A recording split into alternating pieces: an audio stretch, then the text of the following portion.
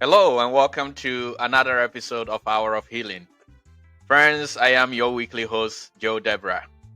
And our topic for discussion today is the part two of gaps in marriage.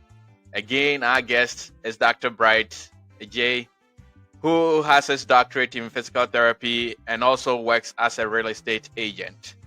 Friends, if you haven't listened to part one of this discussion, I think it will benefit you greatly to take a listen to that. But we will pick up right where we left off. And so, Dr. Bright, again, thank you so much for joining the show once again. Thank you very much. It's always a pleasure to be back here.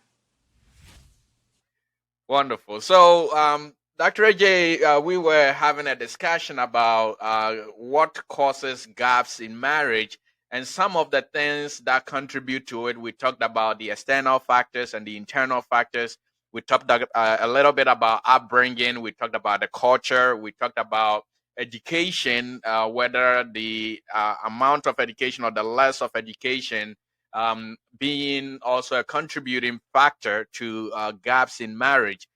We also talked about the reason or the fact that most of these gaps exist because we don't take time to define why we getting married in the first place. And so we did mention that if you are not able to be successful as an individual or independently, it makes it even more harder. We're not saying it's not possible, but it makes it even more harder for you to be successful with somebody else with you because you bring in a Mm-hmm. whole human being with his experience or her experiences, his or her ideas and thoughts, ideologies, beliefs, hopes, expectations. And so obviously that goes without saying that financial stresses is also the source of a huge gap in most marriages. I'm not sure if I'm missing anything that we talked about, but you can certainly fill in those gaps for Right. us. Yes, I think in a nutshell you summarized most of that, and I'll add maturity. Maturity is not something we can define by Yes. age, but it's very, very important. If you're not mature, it makes marriage way, way harder. And so that's something individually we have to work on ourselves even prior to, because we live in a day and age of instant gratification. Where we want everything here and now. And so the patience is not there. The culture of patience and working hard and all of that, that's out the window. And so you have a lot Mm, of people who get married, even already thinking, oh, if it doesn't work, I'll just get out. That maturity is not yes. there to know sometimes you have to stick through something, to make it better, to improve it. And if you go in again, like we said, with the idea of what do I have to offer? What am I going to give? Versus right out of the gates, oh, what am I going to get out of this? Then you're going to make it much, much harder with that approach. Wow, wow. Thank you for that. So let's then just pick up from where we left off. So we've said a lot about these gaps and why the gaps need to be addressed. But what are really some impacts if we fail to address some of these gaps that we notice in our marriages? What are Well, some first and effects of foremost, I them? think then, the marriage is just kind of there, just surviving. The joy that we're supposed to derive from it. There's a saying two are better than one, and there's a reason. If you get it right, it's probably one of the best things that ever happened to you. Because you're not going through life alone. You have a partner, you have a companion. Whatever one can do, two can do better, more. And so if you get it right, Mm-hmm. it's really rewarding in that sense. That's why it's worth every effort we put into it to try to do so. The other thing is if we don't, any fruit out of that marriage also bear those challenges. For instance, Mm. kids, Yes, because whether we yes. like it or not, people around us pick up on all of those. And, when our Mm-hmm. marriage is suffering, the first people to suffer are the kids. But not only are the kids, Absolutely. our friends, our family, our co workers, you go to work already mad. Guess what? Everybody around you is going to suffer for that. So it's not something very trivial, even though we may not see it as that. The extent of the repercussions Mm-hmm. can really go far. Let's take you again, for example, not to put you on the spot, but if you're taking care of critically ill patients, but you're going to work not with the right frame of mind, that can be potentially, Absolutely. dangerous for those. But if the same you go Mm-hmm. into the work excited, peaceful, enjoy, you might even go above and beyond. And so Yes. it's very, very Yes. important. I bring a lot of things back to when they say charity begins at home. That's very, very important. So a lot of things, that home Absolutely. base is what sets you for anything that follows. And so to me, that Mm-hmm. is very, very Mm-hmm. important. And it's so crucial. That's why we have to at least work at trying to get it right. But we ourselves will suffer, our spouses will suffer, our kids will suffer. For that matter, our whole environment, whoever comes in contact with us is going to bear that responsibility. But if you flip it around, by the same token, if you do better, then all those people also benefit you know Yes. Yes. and so it's Yes. very, very important we try to improve that and try to get better at that, make it enticing for others so they will want to model those sort of marriages. Yeah. Absolutely. Absolutely. And I mean, our finances also Oh, suffer everything, drastically. And everything. I mean, you just, like I said, you as an individual, emotionally, physically, financially, mentally, there's no let out, because this is something that becomes a yeah. daily struggle. It's not something you can park and Absolutely. then continue. No, Absolutely. it becomes a daily. That's why, unfortunately, like I said in the first episode, sometimes so many people get to the point where mental illnesses, or even sometimes, unfortunately, Correct. to the extreme of killing people. Sometimes it's hard to understand why would Yes. somebody do that. But when there's a Yeah. problem, it Yeah. starts small and it keeps expounding, expounding, expounding. It leads into all these other things. So my thing Absolutely. is, if we really want to do and want to do it right, then we can't just ignore. And my approach has always been, whenever some problem starts, try to solve it when it's small, so it doesn't become big. It doesn't eat you up. You know, Sometimes that's Absolutely. not an easy thing. Some conversations are uncomfortable. Because somebody may not have ever even had that conversation before. And so now Yeah. you have to Yeah. understand the background. You have to understand nobody exists in a vacuum.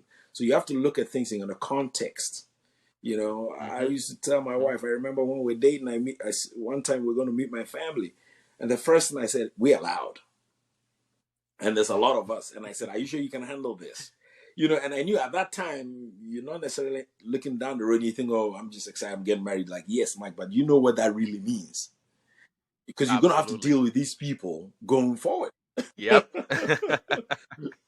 You're gonna have to So deal the with them. They earlier ain't going you kind of nowhere. find ways and figure that out, the easier your life is going to be, because you're going to have family functions. The same people are going to be, Yes. Yes. and it's not every function that I have to be there. They're becoming your family. So as much as they're going to adapt to you, you also have to adapt to them. But once you thrive, then guess what? You have your own friends. I don't even have to be around. And sure enough, I mean, sometimes my sister will call me and she's spoken to my wife more than she's spoken to me. I'm like, really? And they're the ones tell me, hey, do you know your sister is doing this? I'm like, are you kidding me? How did you know? Well, I was talking to her. What? And so then, you know what? I go to bed and I thank God, because that's less Yes. problems for Yes. me. If they didn't get along, I will have to be always trying to figure this out. But thankfully, but it took work. I used to have to call every day, at least once a week. Have you called my sister? I call my sister. Have you called my wife? It took effort and work to make sure you value those people and don't just make it passive and just think, oh, they just know. I'm like, no, you don't know what they may be going through. But now, if both Yeah. of you are dear to Yeah. me, you have to also cultivate a relationship outside of me. That way, if I'm not Yes. there, Yes. you have that going. Same with my parents, same with your parents. We have to work at it. And it's a process. Because if you're looking at being in this marriage forever, then it's a journey. So with that journey, we have to start somewhere, and then we'll see the fruit over time, and it will get better. It's actually sad when you're talking about this, because yeah, we because of our Mm-hmm, culture, this is something that we are kind of trained or mm-hmm, raised to expect and to mm-hmm, do. But recently, I was talking to a young friend of mine whose marriage is at the verge of breaking up, and this is really the bedrock of that mm-hmm, issue, that the one of the partners just feel she doesn't he doesn't need the other person's mm-hmm. family, and so it's like, okay, I'll stay to Right, myself, I don't right. need anything to do with their family. And that has Yep, gradually yep, firsted to a point where right yep, now, honestly, as I right, talk to you right now, I don't right. know what the way forward is, but we're still praying for Right. more grace and more wisdom to be able to assist in any way we can.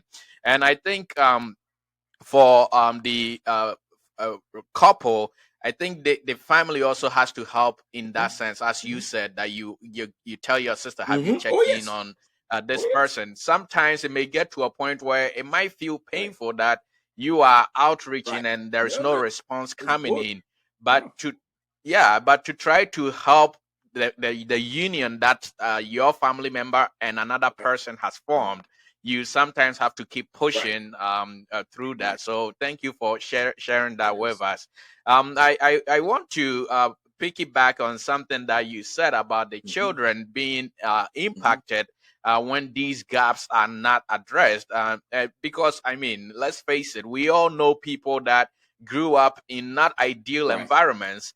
Some financially not ideal, some Right. spiritually not ideal, some emotionally or communication wise not Right. ideal.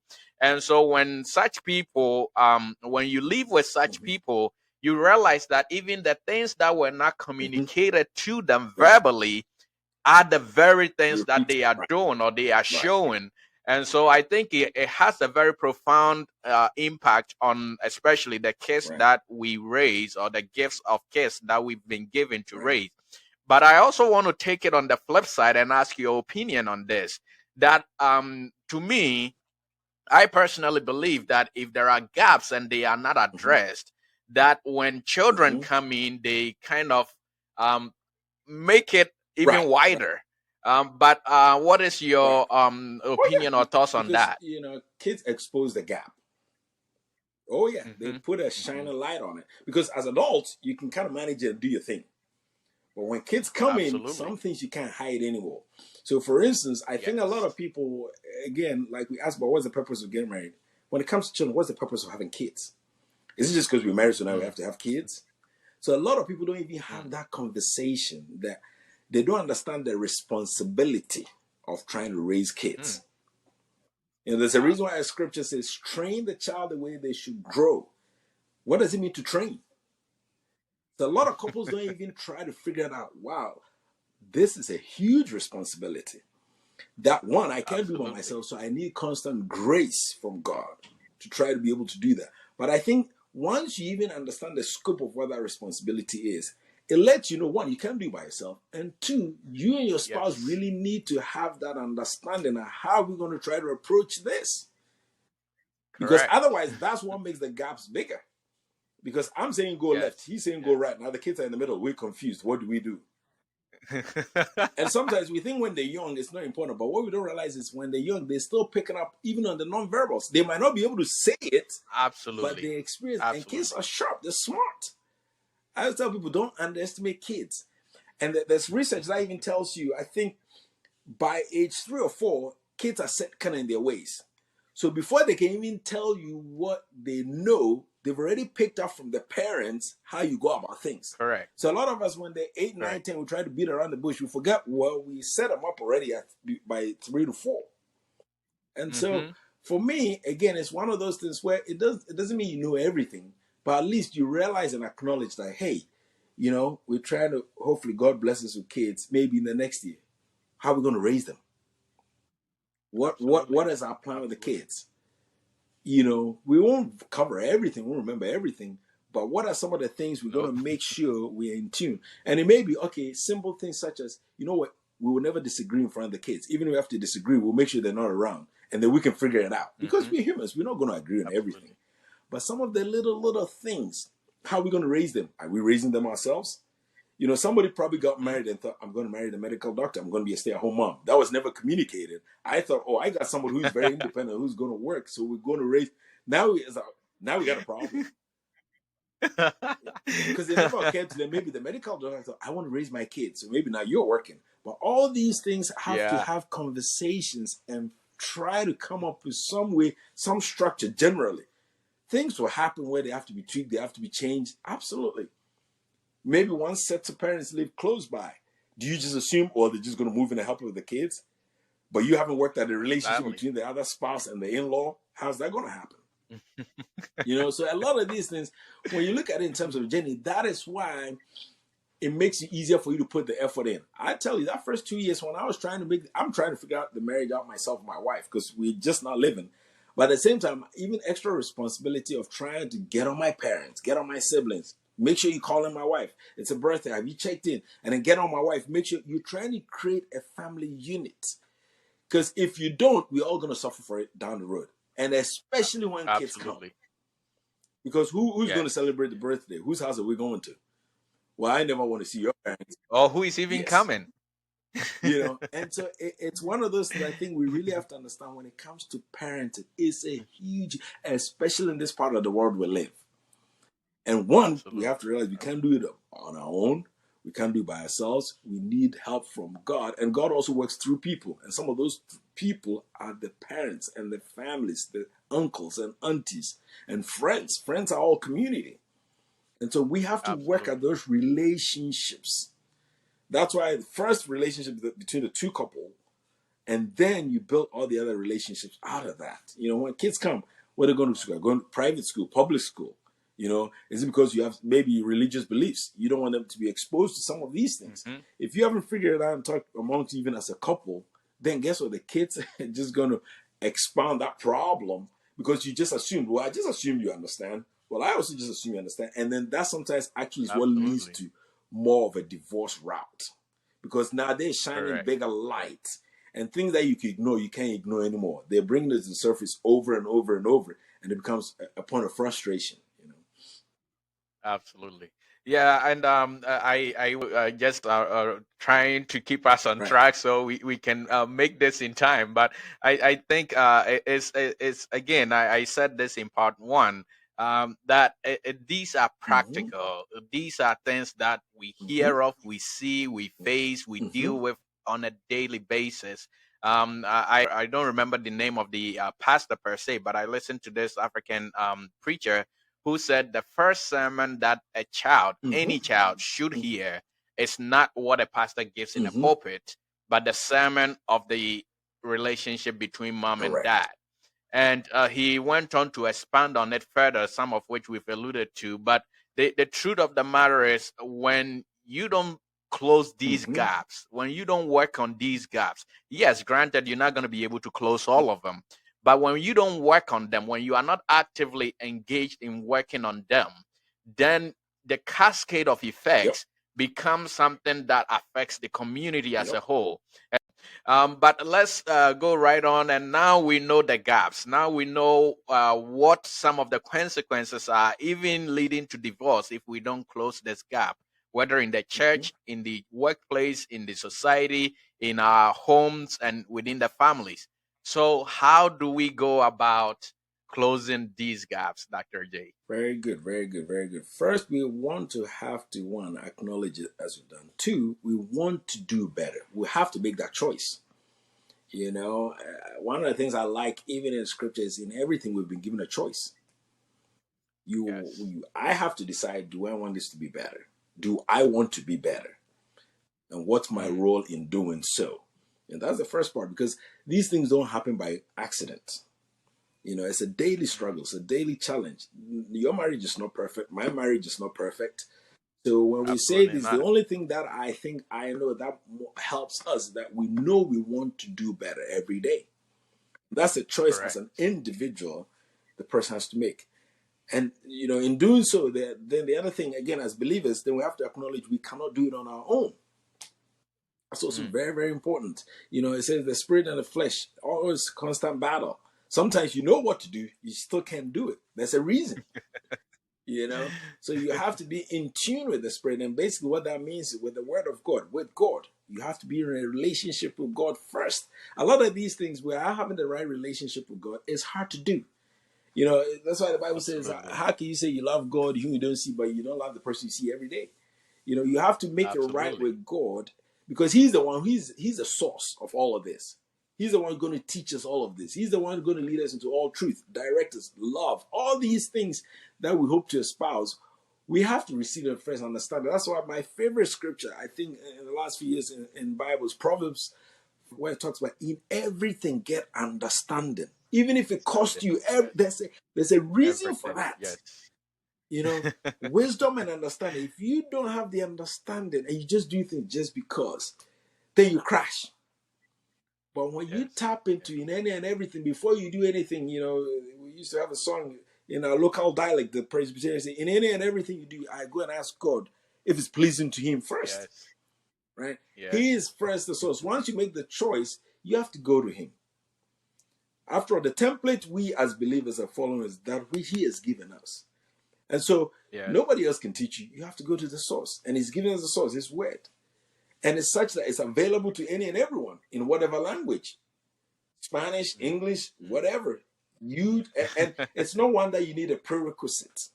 That's the beautiful part about it. Absolutely. You don't need any, go through this person. No, no, no, no, no, no. All these men of God, we sometimes even allude to. In the end, they also have marriages, and sometimes their marriages are nothing to even write home about. It's not about Mm-hmm. status. Mm-hmm. God is about accessibility and availability. If you Yes. get to Him, He will show you all these little things. He says those hidden and true things He let us find. So to me, that's the first and foremost. So when I see somebody, blah blah blah, and like I said, I have two very close people who are going through divorces now, and one of them and a lot of them, I mean, honestly, is part of these gaps.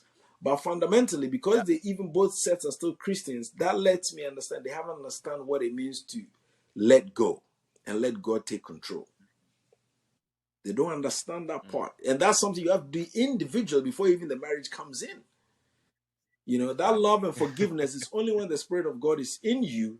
I always tell people we recite, forgive us our trespass, we forgive them. Like, yeah, you don't understand what you're saying. Because when somebody external wrongs you, it's not a big deal. I might not see them, blah, blah. And when there's somebody right next to you, that spouse, that child, that parent, that's when you're practicing forgiveness. And it's painful. But the only reason it is because when you don't let it go, when you don't give the will of God and let God take over, it becomes almost impossible. But the beauty of it is once you let God take control, it's a pruning process. You won't get it overnight, but you will slowly and Absolutely. methodically, you will learn through podcasts like these, through Bible classes, through messages, anointed message from men of God. You will learn little things, that will help educate you. Once you have the base, which is scripture of God, the rest become the practical part. You educate, you read books. That's one thing a lot of us lack. You try to find and expose yourself to marriages that have been around 10, 15, 20, 40, 50 years that are thriving and learn from them. They went through the same challenges some of us. Sometimes they even went through worse challenges. Absolutely. Find out how they overcame it. And that will help us know, and then we become that for others. And so Yes. it really is. And I hope at the end of the day, that's the point of this podcast you do. It's not only identifying the problem, but it's also healing through that problem and getting on the other side. Correct. And then that's the Correct. key. When you identify the gaps, the whole point of this is not just, oh, this is a gap, this is a gap. It's okay, now what do you do with the gap? How do you Absolutely. bridge from one point to the other? Where now that gap is now a strength, it's now a blessing, it's now an asset, and we can do it. Yeah. We just have to decide to want Absolutely. to do that. It's hard work, but it's valuable. And at the end of the day, it becomes a blessing for all of us. Yeah, I'm very happy that you mentioned that you have to Oh, choose to yep. do it. And the one of the podcasts that we've done, I'm not sure if we aired it yet, but I know we have the recording for sure. That is healing the Mm-hmm. foundation, and that goes directly to what you were describing, having that relationship with God, forming that basic Mm-hmm. foundation. I listen to that and then be able to heal from there. But one of the other things also that I also want to share as far as how we go about addressing this is not just even the idea that um, you have to realize that it's a problem per se, but when you know that this is a problem and you want to be able to work at it, then you open yourself to that vulnerability that allows people to Right, come in to be able to even right, help you. When you don't make that choice that you're talking about, then it becomes a real challenge because one, you don't probably accept that this is a right, gap. And if you think it's a gap, you don't think that is going to right. cost you.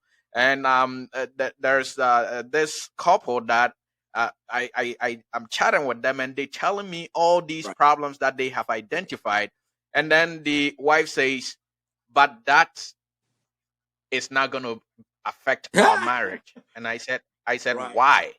She said, "Well, it affects other Uh, people's marriage, not my uh, marriage." And I had to be very frank with her. I said, "But you know that consequences of right. actions don't vary Right. based on what you Right. believe. Right. There are principles. If Yes, if A is going to yield Yeah. B, no matter the Yep. environment you put it It's in, going. that is the result that's going to Right. happen." And so, to our listener, these are some of the things that you need to start Right. working on. These are some of the things, um, being vulnerable, allowing yourself to be receptive to the things that come to you. Dr. Ajay did mention reading Right. books. If you don't like books, listen to Right. audiobooks. If you don't like listening, Right. find someone who likes to talk like Right. us. We will talk all Right. Right. day. But I think that we kind of limit ourselves in a way, and the limiting of ourselves is what eventually leads us to problems. But I want to go in a little further and then ask you, because our unbelievers friends also do go through Right. troubles in their marriage as Right. well. And so, for the person who doesn't have a relationship with God, hasn't made a decision to build a relationship with God or heal that foundation, what other means is available to them? Do they seek Right. counseling? Do they seek professional help? So how do they go about So I will these piggyback a things? little bit right on the last point and continue with that. There are a lot of Christians, a lot of friends that I've had where I tell them, "Man, you're very proud," and they look at me like, "What do you mean?" Because we see pride as, "Oh, I've never boasted about things." I'm like, "Yeah, but if you're not humble to accept your faults, that's pride." That Yes, vulnerability, it comes to yes, being, not proud, and that's where a lot of us, we don't see ourselves as proud, but that's what we're exhibiting. that's what we're doing. I have so many of them. Yeah, I would say something. They're like, "Well, I've never insulted." Blah. I'm like, "Yeah, you don't see yourself a problem. That's what this is." That's why I also think it's very interesting. I always go back to one of the texts says, "If my people who are called by my name," well, I always say it's interesting. The first thing he said was humble themselves. Humble, I always pay yes. attention in scripture because it's inspired. The sequencing is very, very important. So a lot of things, like you said, the only reason, when you make that choice, part of the way you make that choice is accepting that vulnerability. Because if somebody is going to come in to help you, you have to bear it all, which means it makes you vulnerable, Yes. makes you naked, which means pride is out the window. But a lot of us, Hmm. that is the problem. Do you know who I am? I am Dr. So and so. No, I can't let somebody know I'm making a mistake with this. So then we keep beating our head against the bush. And so, no, I think a lot Unfortunately. of us have to learn, understand, and define some of these things where traditionally we may not see ourselves in some of these roles. But yes, pride is a huge, that's why even the scripture says pride goes before a fall. And a lot of people Yes, think just because they're yes. not flat, no, my car, we think of pride in traditional sense, but we don't realize the lack of humility or openness to help, to assistance. And we all been there. I've been there. I remember I was always in a place where I wanted to help people, even as a student. And I got to a point where I was in That's trouble and so people want to true. help me. Like, no, I got it. And you don't think of it as pride, but that's what it is. And Yes, so yes. that's very, very important. But, for others, that may not be necessarily believers. One thing that I think is still true, principles. They work whether you believe or not. It's a golden rule. Do unto others as you want others to do to you. That's why I Mm, went back to the first thing we do is what do I have to offer? If I'm asking for correct. respect, am I offering respect? If I'm asking for love, am I offering love? If I'm asking for peace, am I providing that peace? A lot Yes. of things, I always say we can't worry about what the other person does. We can't control them, but we can control what we do. And the beauty of it is, even the hardest criminal, the most stubborn person, they notice change.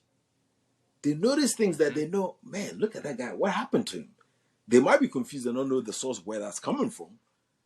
But true change, when it happens, is evident because it's our actions, it's our life.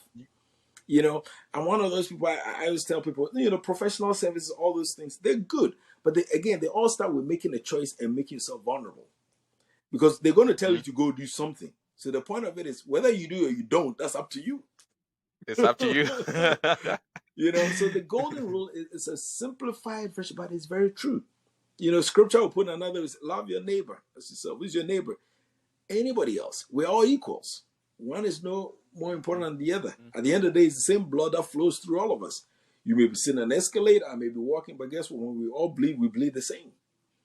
And so the whole idea is, I think, just treating people the way you want to be treated. And really think about it. I was talking to a sister this morning who was talking about all the blessings that had bestowed on her. And I said, that's awesome. God is great. But you know what comes with that you don't realize? The responsibility that you have to be that blessing to other people. You have to be a blessing to somebody else. I said, I'm like, yeah, that's the point. And so, when we're in marriages, the first thing every time I hear couples, he's this, I say, what about you? Yes. That's the first thing I always say, bring it home. I'm not saying you're not the fault. That's not the point of that. But the point of that is you can only control so much the other person does, but you can control your actions. And so, when somebody's hating you, can still love them. Yeah. You don't have to hate them back. If somebody's insulting, you don't have to insult back. That is something you control. But when you decide to try to punish them and retaliate, then guess what? There's only one way that's going to end up. But you can only somebody to marry you. But you can show them your love. You can show them the respect. You can show them the sacrifice. All those things, you control that. You just do your part and let the rest be. And that is true whether you're a believer or you're not a believer. That's why even believers sometimes are worse with these.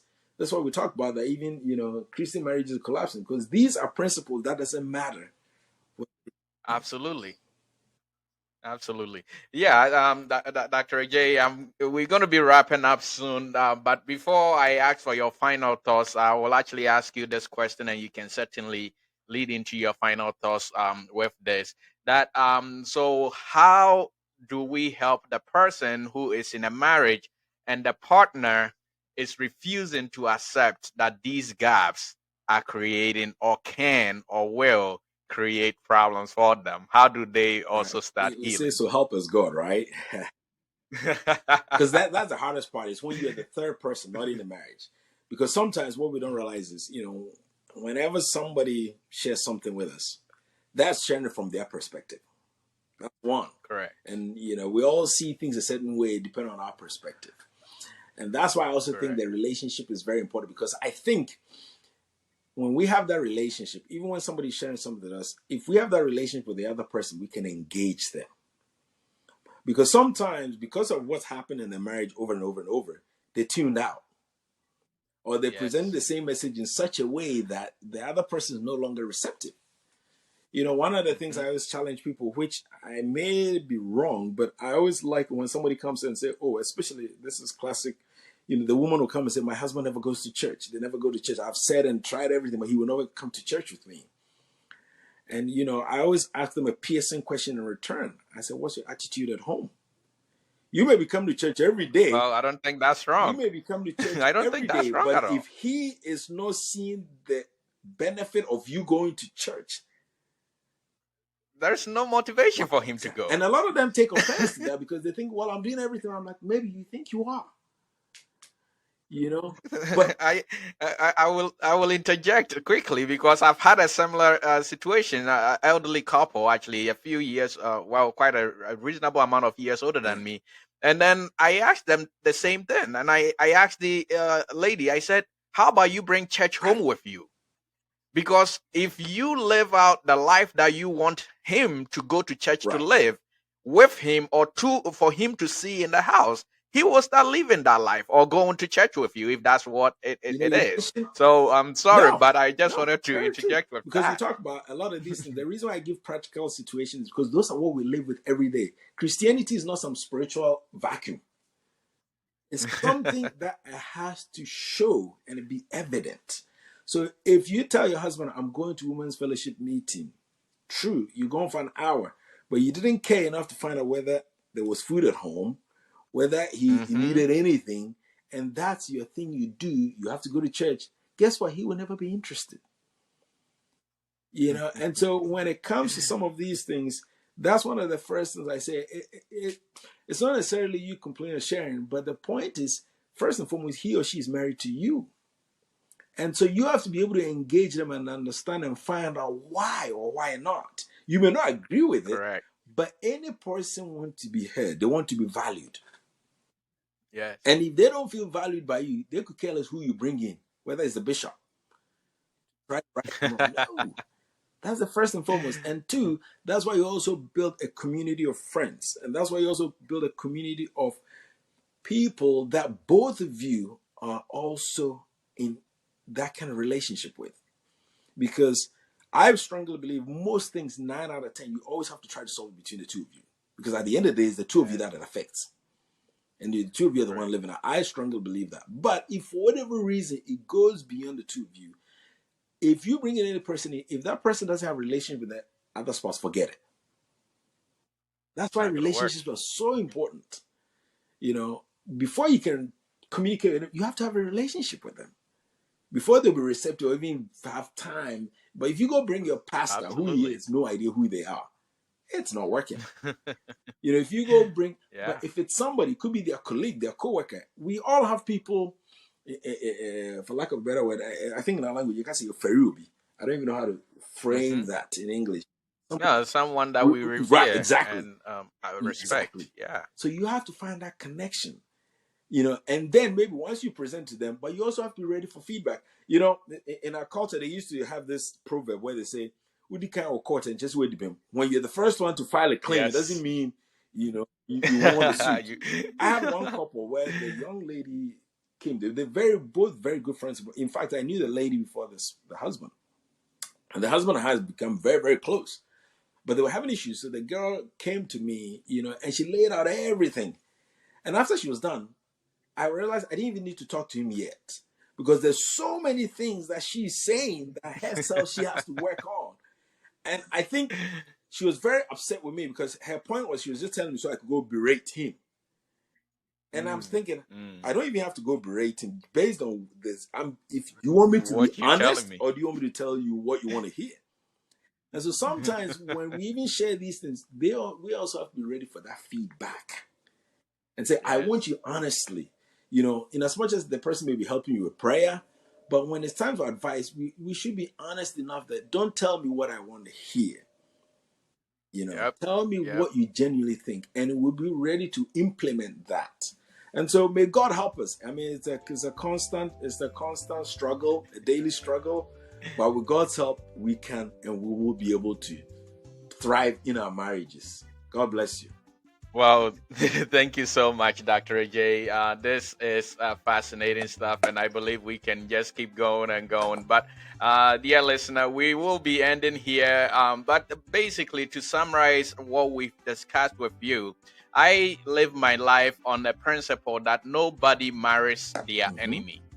There was a reason why you were attracted to this person in the first place. And yes, things sometimes don't work out. But making that conscious decision that you are going to work on the various things and the various gaps that exist in your marriage, I believe is the starting point. Everything else will gravitate to that and will be able to help.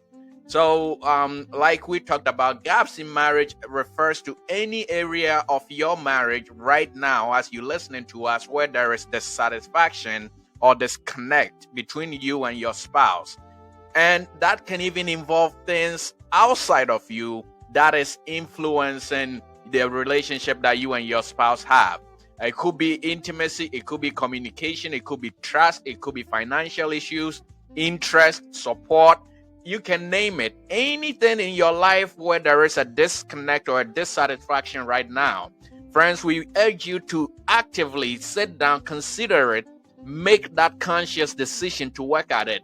Because at the end of the day, if you do not work on this, it's going to bring about feelings of unhappiness, unfulfillment in the relationship. And that is what ends up affecting the family, the children, and everybody else that God will bring your way. There are people who I personally believe are positioned in our life to help us reach our destiny, our goals, that we are chasing away because we are not addressing the gaps that exist in our marriage. And so when they come, they are unable to stay just because of that. So friends, work on it. And with God being our helper, as Dr. Adjei said, we will surely be able to overcome.